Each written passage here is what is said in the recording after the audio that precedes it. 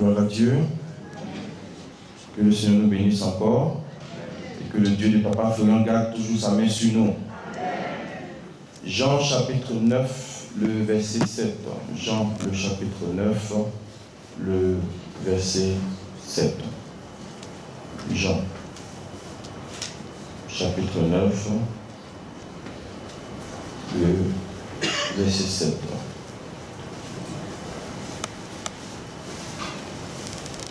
Et il lui dit, va et lave-toi au réservoir de Siloé, nom qui signifie envoyé.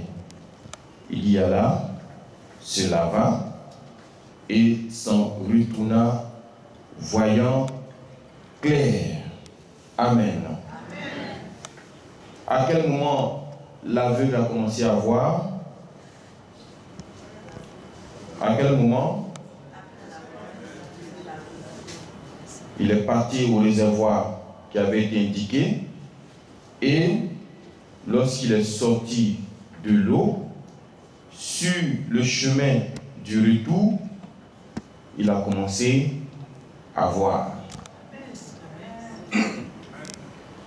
J'ai pris ce texte pour t'indiquer que dans le miracle que tu attends de la part de Dieu, Dieu aussi attend quelque chose de ta part.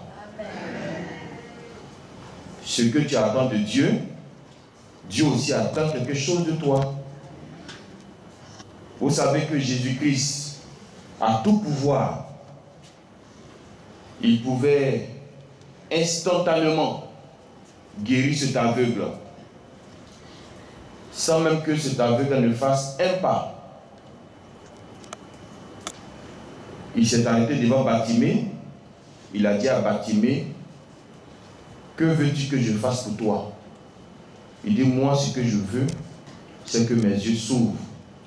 Jésus lui a dit à l'instant, sur place, là où nous sommes, c'est-à-dire tu ne bouges pas, tu reçois ta guérison. Et c'est comme ça que les yeux de Bartimée ont été ouverts. La fille qui était morte, lorsque Jésus l'a trouvée dans la maison, il a fait sortir tout le monde. Et à l'instant, elle s'est réveillée. Donc Jésus-Christ a pouvoir de faire de façon instantanée. Mais il faut aussi que tu saches que par moment, il a besoin de ta contribution. Dans ce texte, ce que nous avons comme contribution de la part du malade, c'était quoi?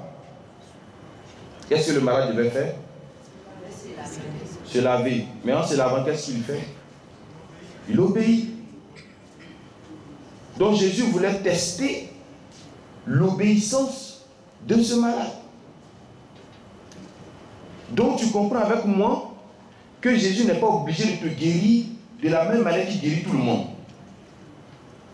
Pour toi, il peut utiliser une autre manière. Il n'est pas obligé de te donner le visa comme il a donné à l'autre. Pour toi, il peut exiger forcément que tu quittes la colère d'abord. Et il peut te dire, si tu ne quittes pas la colère, je ne fais pas. Maintenant, tu vas te dire, mais l'autre, il est venu, même jour, il a pris son aide, même jour, il a vu. Mais voici un cas qui est devant toi. Et lui, pour lui-même, c'est plus grave que pour Bartimée. Parce que lui, la Bible dit que quand il est né comme ça. Donc Jésus aurait dû même avoir pitié de lui. Pour dire, bon, comme j'ai fait pour Bartimée, là, je fais pour toi maintenant. Mais Bartimée, même si tu vas en profondeur, tu vas voir que lui aussi, ce n'est pas laissé faire. Parce que quand il appelait Jésus, les gens lui disaient, mon frère, c'est fini pour toi, calme-toi. Mais il ne s'est pas laissé faire. Donc, dans tous les cas, peuple de Dieu, tu auras une part de responsabilité.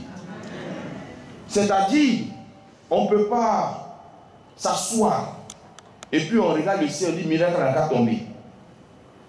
Pour que le miracle tombe, par moment, il faut mettre ta foi. Si tu ne mets pas ta foi, ça ne marche pas. Il faut mettre ton cœur.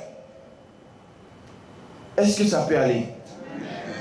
Donc, dans ce que tu attends de Dieu, C'est pour ça que j'ai dit, il ne faut pas s'asseoir là pour dire, depuis là je ne vois rien. Mais est-ce que toi-même tu fais pour Dieu? Parce que au lieu de dire je ne vois rien là, il faut te poser la question, est-ce que même je fais pour Dieu? Il y a des personnes qui ont la grâce d'entendre Dieu leur parler.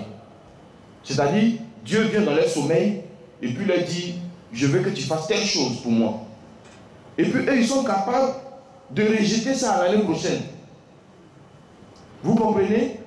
Alors qu'ils ne savent pas que dans la chose de Dieu, tu as une part de responsabilité. Est-ce que ça peut aller? Si tu sors d'ici avec tes éléments, ne dis pas que comme j'ai les éléments, tout m'est permis. Non, tout n'était pas permis. Nous avons tous une part de responsabilité dans la chose de Dieu. Un aveugle va marcher de là où ils sont jusqu'à aller chercher une eau. Vous prenez même le chef syrien Naaman. C'était pareil. Lui aussi, Dieu voulait tester son obéissance. En partant sur le chemin, il pouvait dire, mais le prophète a mis la foutaise. Moi, je suis un boss. Je suis un roi. Je suis un chef. J'ai l'argent. Je viens te voir et puis tu ne sors même pas même pour venir me voir. On dit, tu es l'homme de Dieu et puis on ne te voit pas. Et puis tu envoies ton petit camarade pour venir me voir, moi qui suis chef. Mais il n'a pas raisonné ainsi. Va te laver dans l'eau sale.